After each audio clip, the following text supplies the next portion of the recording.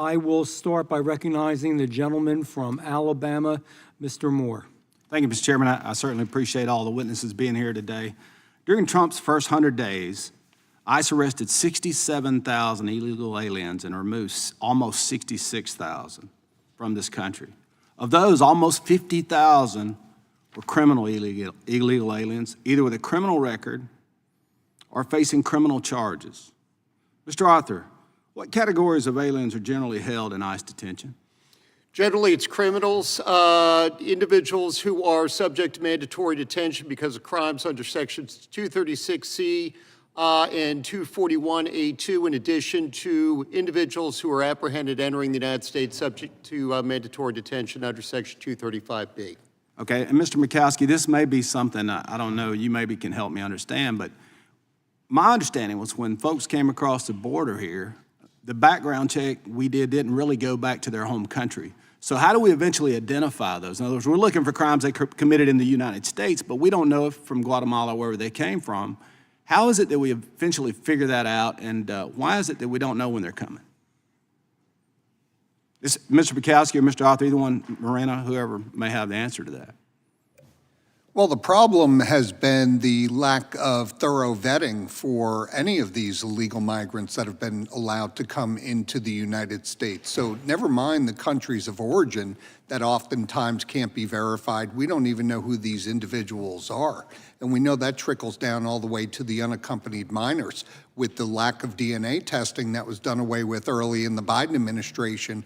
We now have, well over 350,000 that are missing within the interior of the country. So this becomes a guessing game now for authorities who are trying to rectify this system under the Trump administration. It's challenging. And then when you finally do discover the countries of origin, sometimes they don't want to accept these illegal migrants back. One thing I found fairly interesting is when I went to the border, we saw thousands of IDs thrown down south of the border. So in other words, folks coming in, they had an ID in hand and they tossed it on the ground before they come across. And talking about the 350,000 children that the Biden administration lost, we don't know where they're at, what they're being trafficked into.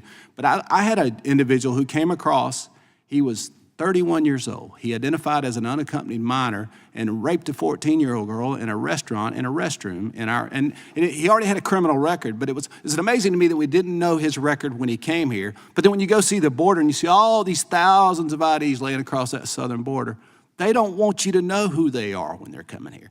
And so, Mr. Arthur, why are these ICE detention centers, why are they so very important? ICE detention is absolutely crucial for the enforcement of the law. ICE detention serves the two purposes: one, ensuring that individuals will show up for their immigration proceedings and the removal, but more importantly, to ensure that individuals who pose a danger to the community aren't allowed to be in the community while we go through that process. In fact, any individual who is eligible for bond can ask for bond if they don't have a crime. They can ask for bond from an immigration judge. I heard thousands of these cases. If they didn't pose a danger to the community and they weren't a flight risk, they were eligible for bond. Otherwise, they'd be detained because they're not going to show up. Mr. Bukowski, you said you retired in 2018 from ICE. What was it like then compared to what you've heard from your colleagues in the last few years? How does the morale, what's going on, and what are they seeing on the streets? Thank you for the question, sir.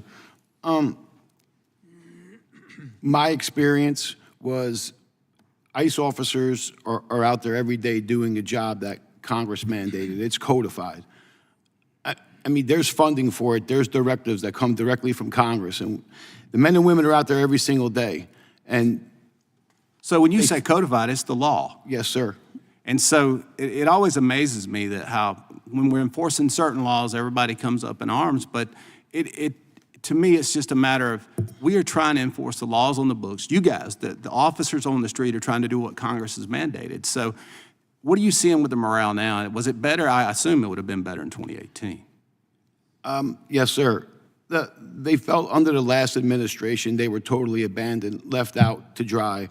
It was a field day. They weren't doing their jobs. They were sitting there. Nobody really cared. Meaning the The people there felt like ICE was literally abolished without an actual order from Congress abolishing ICE. So I'm running out of time, but so the same party that wanted to defund the police have basically attacked ICE for doing their job. Absolutely, sir. Thank you. I yield back. Gentleman from Alabama leads back.